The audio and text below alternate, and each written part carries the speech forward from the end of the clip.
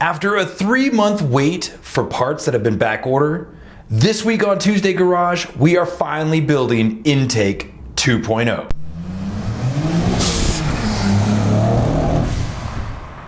I've been working on gathering parts together for Intake 2.0 ever since October. Right around the beginning of November is when I actually pulled the trigger and ordered the air filters that I need from HKS. However, at that time, they were completely out of stock, they weren't available anywhere, and they were on back order through HKS USA. As you saw in the last TueZday Garage episode, those overnight parts that I got from Japan, those were the new HKS air filters. So now that I have the air filters on hand, it's finally time to build Intake 2.0 and help the RB breathe a little bit more and a little bit easier, and see if we can't just get more air into the engine that will help us in the long run when we start really trying to go for our power goals. If you look in the description of this video, there should already be a link to an auction for Intake 1.0. So if you're doing an RB26 conversion specifically into this chassis, I will have the original intake to this car up for sale at a good price with shipping included. That's just one less piece that you need to worry about sourcing and fitting together, and it's already cut and ready for this particular chassis and application. Make sure you check out that link, and I'm looking forward to seeing the progress on the build that it ends up in. This project is going to be short, sweet, and to the point. There's not a lot that's needed to knock it out. I'm just going to get right to it. All I got to do right now is go ahead and remove all the pieces and parts to Intake 1.0. Over there, we already have all the pieces and parts to Intake 2.0. It's just a matter of pulling all this out, prepping all that, putting it in, and then we'll be rocking and rolling. So let's roll some music and let me start removing this stuff.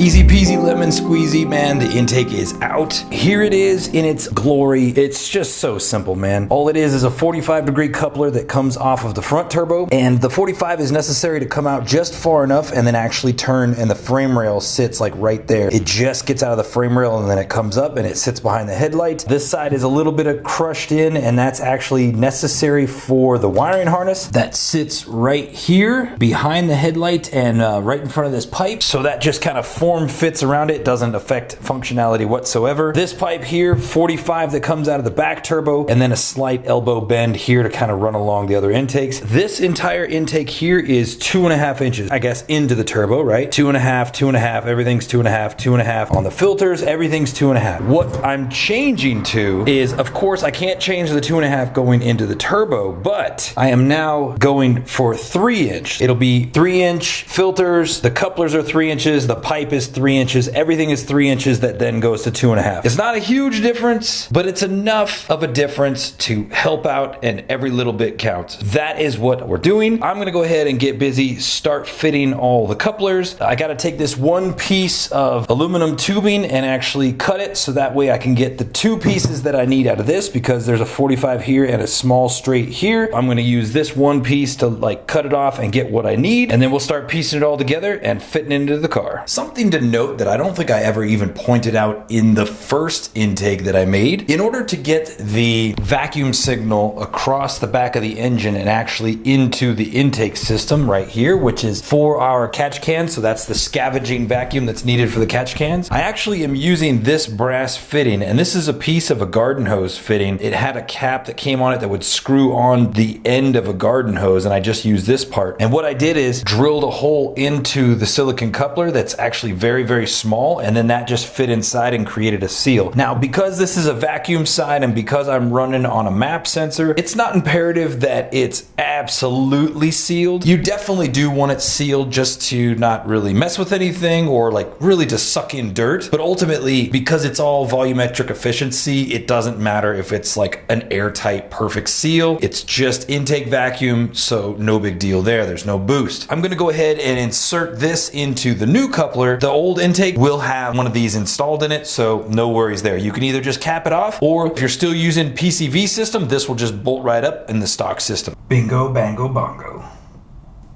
Too easy, man. Too easy. All right, man, everything's coming along. This is taking no time at all, but I basically got everything test fit where it needs to go. Bottom filter is pretty much exactly where it needs to be. It's just lacking the pipe piece, which, like I said, we're gonna take from up here. This new pipe, man, 1/2 inch doesn't seem like much, but golly, it makes a freaking difference. It makes a difference. What I need to do is just kind of like set this one where I know it'll essentially be, make an estimate, and made a little mark on it. That's where I need to go ahead and cut, and then I will have the 2 pieces that I need. But man, everything fits really, really well. Super, super stoked, man. All right, let me cut this up.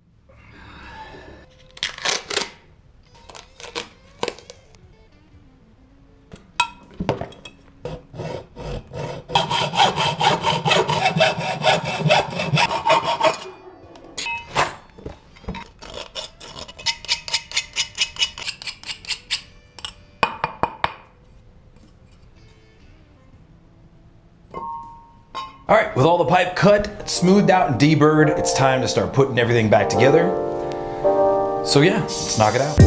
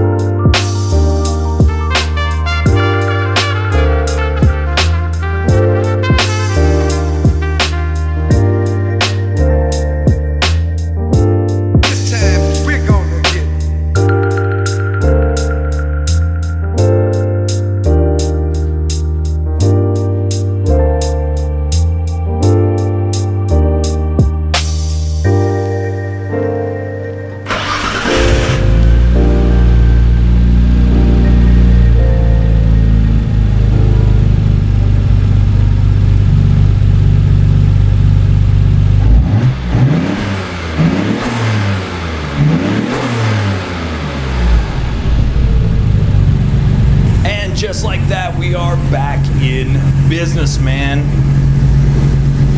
Looks good, sounds good. Aw, yeah, man. So much bigger. It's insane how much bigger it really looks, but dude, it's all good.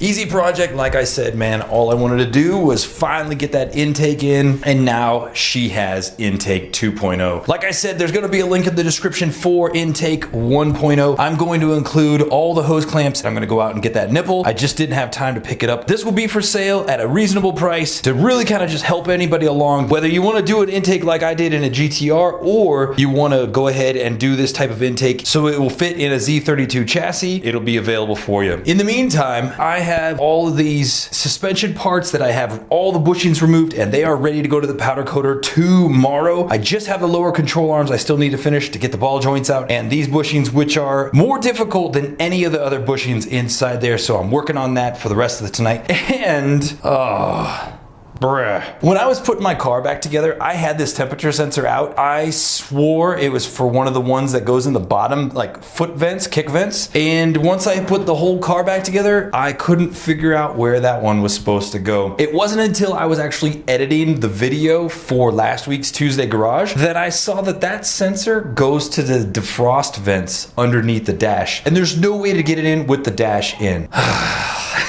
On my own time, I'm tearing the dash out again. I want to get this sensor in because I just don't want anything faulting out or acting weird with my climate control. So guys, this intake puts us one more project away from RBZ version 2. Now, I've already done a complete walkthrough RBZ version 1. I'll go ahead and put a little card up here if you want to check that out. I know the VZ spends a lot of time in the garage, and for that reason, the next TueZday Garage, which I think is episode 6 RB26, it's going to be a driving video. We're gonna do all the things. We're going to drive. I've got a bunch of external microphones, so we're gonna put them in the engine bay, we're gonna put them by the exhaust, we're gonna have all the choo-choo noises, and we're gonna go have a lot of fun. So stay tuned for that. Until then, ciao a tutti and aloha. Bye-bye.